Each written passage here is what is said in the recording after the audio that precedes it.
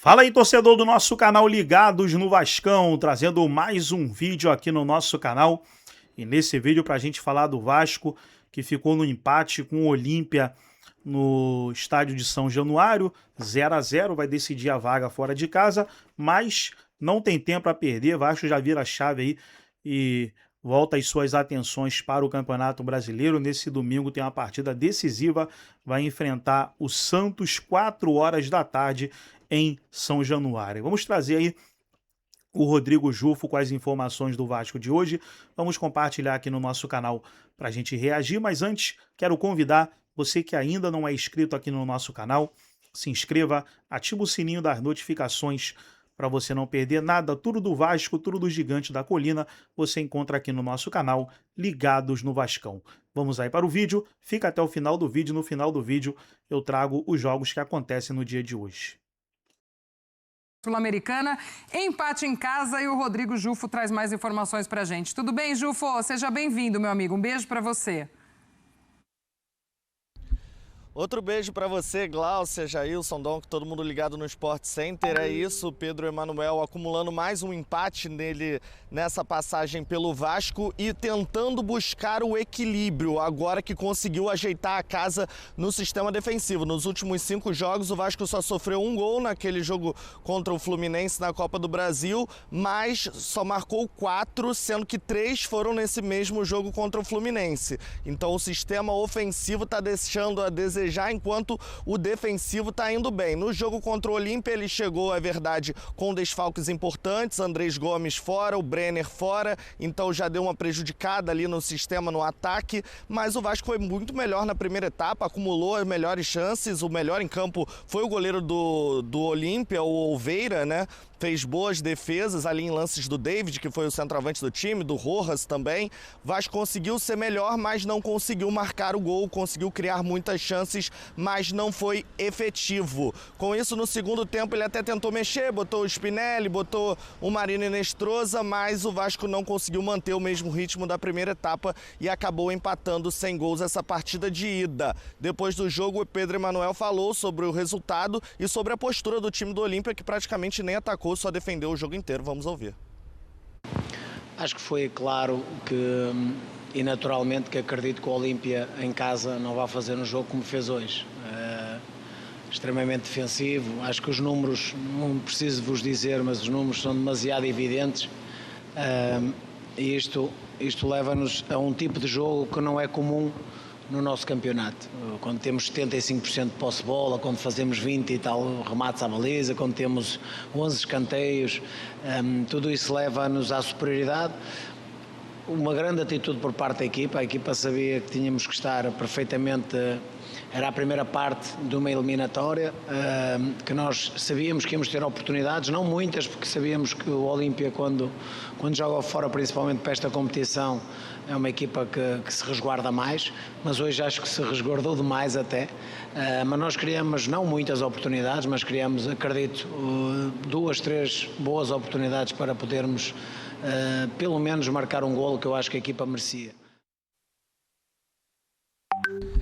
O Vasco sai com esse empate em 0-0, vaias em São Januário também, mas o copo meio cheio é que a defesa conseguiu ser consertada ali pelo Pedro Emanuel, mas vendo o copo meio vazio, agora tem que acertar o sistema ofensivo, Glaucia, e a grande esperança já fica para o final de semana. Facundo Colídio e Santiago Sousa vão ser apresentados oficialmente hoje lá no CT Moacir Barbosa, já estão no bid e devem já entrar no time titular, principalmente o Colídio com essa lesão do Brenner, já deve ser titular contra o Santos num duelo decisivo em São Januário no domingo. Já para o jogo de volta na próxima semana, amiga, aí não tem Colídio nem Sousa, vai ter que resolver com o sistema ofensivo que ele tem agora.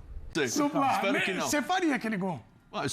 É fácil falar, né? Tá ali no campo é outra coisa, né? Porque, pô, é que você pensa, pô, o cara treina todo dia futebol e consegue errar uma parada dessa. Você ia falar do cara aí com a laranja? Não, é uma coisa que uma vez eu fiquei pensando, o Ronaldo, que jogou no Corinthians, Giovanelli, né? Ele fez um gol no Fábio Costa, no Santos. Você se lembra aquele gol? Que ele foi lá pagar. O Ronaldo Fenômeno, isso. Na Vila Belmiro. Sim. Vocês se lembram desse gol que ele fez? Né? Então, ele de cobertura. E eu acho que, se não me engane, a camisa do Fábio, do goleiro, era uma cor chamativa. Se era vermelha ou alguma coisa dessa. Pode ser. E eu acho que isso, o Ronaldo tá ali, facilitou para ele olhar, observar rapidamente aquela coisa meio que você tá... É muito rápida a parada, né? É muito fácil, né? O vulto, assim, que seja assim, ele viu ali na frente ali, aquele laranja, era uma cor chamativa, acho que era vermelho. E se ele tivesse de preto, sabe, ser uma cor não chamativa, talvez ele não tivesse notado e poderia ter dado aquela o goleiro mexicano, Jorge Campos, tá ligado? ele só usava uniforme espalhafatoso. Ponto de referência, né? Ele era baixinho, né? Era pequenininho. Você tá falando aquele que defende com o pé? Saía jogando, louco, tal, meio maluco, louco, tal. Louco. Que talvez, assim, era uma forma de aparecer mais. Porque ele era tão pequenininho, ninguém... Entendi. Talvez era um processo contrário, não sei. É louco. Mas é uma percepção. Mas às vezes eu fico pensando isso pro goleiro. Às vezes deveria ir com uma... No caso, se ele não é tão pequenininho, um tamanho normal, ele não chamar atenção. Pra não chamar tanta atenção. Eu digo para o cara não poder não ter uma referência, perceber essa parada. O cara tá muito adiantado. Porque você consegue mais ou menos ver. Tá rápido ali na jogada, mas você percebe. Mas eu acho que o Supla falou do goleiro ter ido bem. Pro Vascaíno fica esse alento do time e atacou, jogou. Mas o goleiro teve... Pô, no primeiro tempo ali mostrou umas 2 defesas dele e cabulosa esse goleiro. Ele foi bem sim. Agora, ele foi bem quando o Vasco conseguia chegar e finalizar. Mas os atacantes do Vasco também foram mal. Muitas vezes. Tem que levar isso em consideração. Espero que vão mal. Espero que joguem assim também contra o Santos. O Vasco, foi 21-2 em finalizações pro Vasco, 7 na direção do gol, Edu. Assim, falta um pouco mais de eficiência. Para um time que também tá brigando para não cair, assim como o Santos, pode fazer falta em algum momento. E outra coisa, não é que ontem só teve uma chance e desperdiçou. O Vasco dominou, controlou o jogo inteiro. Todo momento na área, não dá para com esse volume de jogo, você não fazer um mata-mata, um jogo em casa, carregar uma vantagem mínima, entendeu? Não dá pra sair, o torcedor sair de lá ontem. Por isso que sempre que a gente senta aqui e fala, não, porque o Vasco tá evoluindo, o Pedro Emanuel, ele é um time que evolui, ele tenta minimamente ser organizado, e ele vai muito bem quando ele pressiona o Fluminense, quando ele cria chance, o Brenner consegue finalizar, depois quando ele é pressionado, uma escapada só, o Brenner faz o gol, beleza. Agora, é um time que ainda erra muito, ainda é um time muito instável. E ontem isso ficou muito claro, Edu. E o olhar pro Vasco, eu acho que é assim, de reconstrução. O Vasco tá machucado igual o Santos que a gente falou aqui, né, Supla? E eu acho que pro Vascaíno cair também é muito ruim, porque fica batendo e voltando ali e não pode, né? O Vasco é gigantesco para isso. Complicado, mas eu espero que o Vasco não vá bem do domingo. Claramente, nós temos o Supla torcendo absurdamente contra o Vasco, a favor do Santos, que é óbvio, né? Meu time Santos, pô. Quanto vai ser o jogo, então, esse final de semana? Você já perguntou isso, eu não vou responder, eu só quero que ganhe. Você não vai falar igual o repórter lá da Globo que pediu pra você falar que o Santos ia deitar? Ia deitar e rolar nos caras, não vou falar nada, vai entrar na humildade e ganhar na raça. E é isso, e chega, não preciso falar mais nada. Edu, pra Vasco e Santos, 1-0 é goleada. O Santos que é de 1-0 tá maravilhoso. Cara, Vasco e Santos tem bons goleiros, cara. Eu acho que o Vasco, por exemplo, ainda tem chance de ganhar nos pênaltis no Paraguai por causa do seu goleiro. Foi pros pênaltis, o Léo Jardim é muito bom. O Brazão é uma segurança. O Santos às vezes é bombardeado, o goleiro defende. São times que estão lá embaixo, mas tem alguns jogadores diferentes. O Santos tem um jogador que o Neymar tecnicamente sobra aqui ainda. Quando ele joga... O Neymar jogando que jogou ontem, o Santos não cai. Mas quem é o cara do Vasco, então, já que a gente falou do Neymar? Quem que é o cara que pode desequilibrar? Eu não conheço. O Brenner, que era quem estava minimamente tentando fazer uma coisa recentemente, machucou. O Spinelli não é esse cara. O Agora cara tem do o Vasco hoje Colidinho, tá chegando, né? O Santos, quando já estreia lá o grande cara do Vasco hoje é o Thiago Mendes, que volta e meia pisa na área, chega até a final. Mas o Vasco não tem esse cara hoje, que esse aqui é o homem-gol, como já foi o Verrete e tudo mais, sabe? Ou o Ryan, que resolvia sem ser exatamente o homem-gol, mas o cara que carregava a bola, resolvia. O Vasco não tem. O Vasco hoje tem carência muito grande em peça de ataque. Quando ele minimamente começou a botar o Brenner na roda, o Brenner se machucou. Então, Edu, por ali vai ser um time, talvez, muitas vezes de Colidinho criação chegando, amigão. E sem conseguir ser efetivo. Muitas vezes não vai conseguir nem criar, porque é um time que tem que se defender contra o time Vai de sofrer mais muitos qualidade. gols, né? Muito. E o Pedro Emanuel ele consegue sustentar um pouco melhor essa questão da zaga do Vasco. Mas só se defender não vai bastar. Então, assim... Nem para se classificar e nem para sair da zona. Mas e a questão de colocar dinheiro ali para contratação? O Vasco deu um passo muito importante, né? Tem uma série de trâmites até você conseguir concluir a venda da SAF lá para o filho do Lamarck, né? O enteado da Leila, o Marcos.